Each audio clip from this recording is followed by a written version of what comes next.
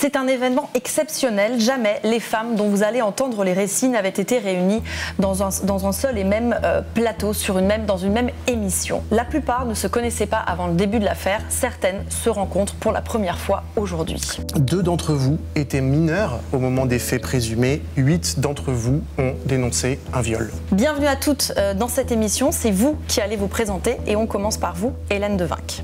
Moi, j'ai travaillé avec Patrick Poivre d'Arvor dans les années 90. Je débutais dans le journalisme et j'étais chargée de rédiger son journal de 20 heures. J'ai porté plainte pour un viol en 93. Je m'appelle Stéphanie Caillade, je suis journaliste. J'ai travaillé avec Patrick Poivre d'Arvor pendant plusieurs années et j'ai porté plainte pour 2 viols, l'un en 94 et l'autre en 97. Je m'appelle Camille Pasco et j'ai porté plainte contre Patrick Poivre d'Arvor. À l'époque, je travaillais au ministère de la Culture. Les faits remontent à 2009. Muriel Réus, je préside et j'ai fondé une association de défense des droits des femmes. À l'époque, j'étais directeur général adjoint d'une filiale de TPS et j'ai témoigné pour violences sexuelles.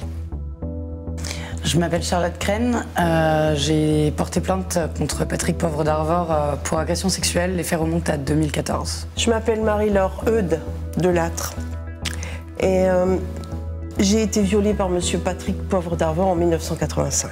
J'avais 23 ans et j'ai mis 36 ans à porter plainte. Je m'appelle Clémence de Blazy, je suis journaliste et j'ai porté plainte contre Patrick Poivre d'Arvor pour des faits de harcèlement qui remontent à 2015. Je m'appelle Emmanuelle Lancourt, je suis journaliste sur RMC. J'ai porté plainte contre Patrick Poivre d'Arvor pour une agression sexuelle dans son bureau le 25 juin 2008, alors que je venais rédiger un article sur l'un de ses derniers JT, et pour harcèlement. Je suis Noura Belbidé, je viens du Pays Basque et j'ai porté plainte contre Patrick Poivre d'Arvor pour harcèlement sexuel. Harcèlement qui a eu lieu en 2003 alors que j'étais journaliste. Je suis Karine Bernfeld, je suis autrice. Moi, j'ai témoigné dans le cadre de l'enquête en mars 2021 pour des faits qui remontent au début des années 2000. On va dire un comportement inapproprié. Je m'appelle Aude Turpot d'Arlay. J'ai porté plainte contre Patrick Poivre d'Arvor pour des faits qui remontent à 2002 d'agression sexuelle et de harcèlement sexuel. Et c'était à l'occasion de la sortie de mon premier livre. Je m'appelle Margot Coquille-Glaise, je suis enseignante. C'est la première fois que je témoigne publiquement en réponse au dépôt de plainte de M. Poivre d'Arvor pour dénonciation calomnieuse. Être ici aujourd'hui à visage découvert, c'est une façon de lui dire que je n'ai pas peur et que je maintiens mon témoignage, à savoir qu'il m'a violée quand j'étais mineure, j'avais 17 ans, et qu'il m'a agressée sexuellement dans son bureau à l'âge de 24 ans.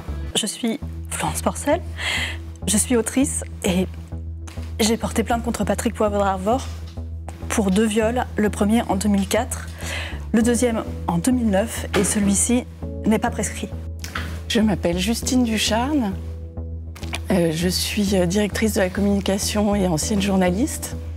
J'ai déposé plainte contre Patrick Poivre d'Arvor pour viol. Et un viol qui a eu lieu en 1995 dans son bureau de TF1 et j'avais 19 ans. Je suis Camille, j'ai porté plainte pour des faits d'agression sexuelle. En 2013, j'étais hôtesse en hôtellerie-restauration. Je suis Cécile Delarue, je suis journaliste et j'ai porté plainte contre Patrick Poivre d'Arvor pour harcèlement sexuel quand j'étais journaliste à TF1 en 2002. Ces témoignages, Patrick Poivre d'Arvor y a répondu par une plainte en dénonciation calomnieuse qui vise 16 d'entre vous.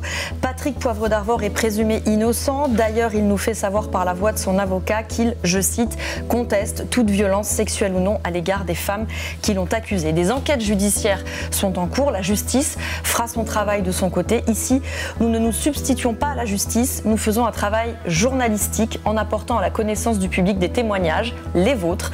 Certaines certaines d'entre vous parlent pour la première fois, mais aussi la version de Patrick Poivre d'Arvor qui n'a pas souhaité nous répondre malgré nos sollicitations. Nous avons donc décidé de vous inviter car les violences sexuelles et sexistes sont pour Mediapart un sujet d'intérêt public, un sujet d'intérêt général.